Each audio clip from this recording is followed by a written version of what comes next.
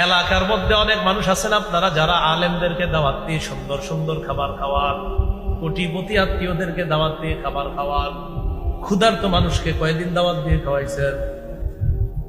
এখানে যেমন মনে করেন আমার দাওয়াত দিবে, আইটেম নয় 42 টাকা, কথার কথা। একজন কোটিপতি আত্মীয়কে দাওয়াত দিছে, অনেক আইটেম।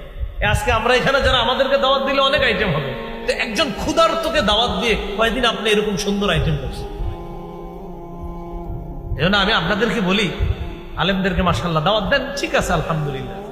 মাঝে মাঝে না চুপে চুপে কিছু অসহায় এতিম অথবা ক্ষুধার্ত ভিক্ষুক তাদেরকে কানে কানে বলবেন, পরিচিত দেখবেন আপনাদের এলাকা ভিক্ষা করতে আইসা ঘরের দরজায় বসে থাকে, তখন কি করি আমরা, ঘর থেকে একটা প্লেট দিয়ে ভাত দিই, মাঝে মাঝে নাও নাও খাও।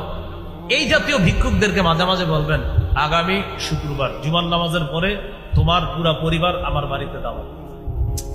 উনি বলবে পরিবার দাওয়াত, টেনশনে থাকবে, পরিবার সহ কি ঘরের দরজায় বসে খাওয়াবে কিনা, টেনশনে থাকবে।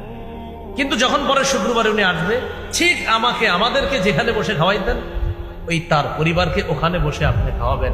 এই যে হঠাৎ খুশি হয়ে যাবে, জান্নাত ওয়াজিব হয়ে যাবে। উনি তো কল্পনাও করতে পারতেছে না ওই ভিক্ষুক যে আমারে উনি এইভাবে দাওয়াত দিয়ে খাওয়াইতেছে। তো বলছিলাম ভাই দেখেন, আমরা কোটিপতি আত্মীয়কে অনেক খাওয়াই, আমরা কলিগকে অনেক খাওয়াই, আলেম ওলামাদেরকে অনেক খাওয়াই। এই মাহফিলকে কেন্দ্র করে আজকে অনেক আয়োজন হয়েছে। ক্ষুধার্ত মানুষকে আপনি এইভাবে দাওয়াত দিয়ে খাওয়ানো, ইনশাল্লাহ আপনারা এই আমলগুলা চুপি চুপি করেন, আল্লাহ জান্নাত দুনিয়া থেকে কামাই করেন। আল্লাহ আমল করার তৌফিক দান করেন।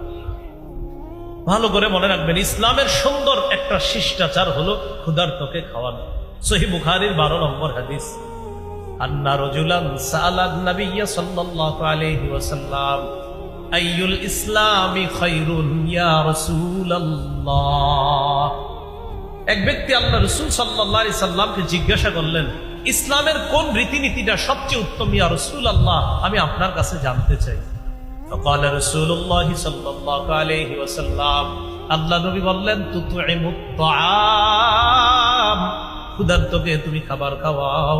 এই আমলটা, এই কর্মটা ইসলামের সবচাইতে শ্রেষ্ঠ রীতিনীতির অন্তর্ভুক্ত হয়ে যায়। সবচেয়ে সুন্দর একটা রীতিনীতি, একটা শিষ্টাচার হলো ক্ষুধার্তকে খাওয়ানো। তো বলছিলাম এখনই সুযোগ কিন্তু আমাদের সামনে, বামভাষী মানুষগুলার পাশে এইভাবে আমরা খাদ্য ইত্যাদি দিয়ে তাদের পাশে দাঁড়ানো। আলহামদুলিল্লাহ পানি শুকানোর দিকে, তো পানি শুকানোর পর এখন দরকার কি তাদের, এখন সাধারণত 4টা বিষয় গুরুত্ব দিতে হবে: খাদ্য, বস্ত্র, বাসস্থান, স্বাস্থ্যসেবা। শিক্ষাটা বললাম না এখন, কারণ শিক্ষার ব্যাপারে আলাদা আলোচনা, ঠিক আছে? আপাতত 4টা: খাদ্য, বস্ত্র, বাসস্থান, স্বাস্থ্যসেবা। ইনশাল্লাহ সুস্থ হয়ে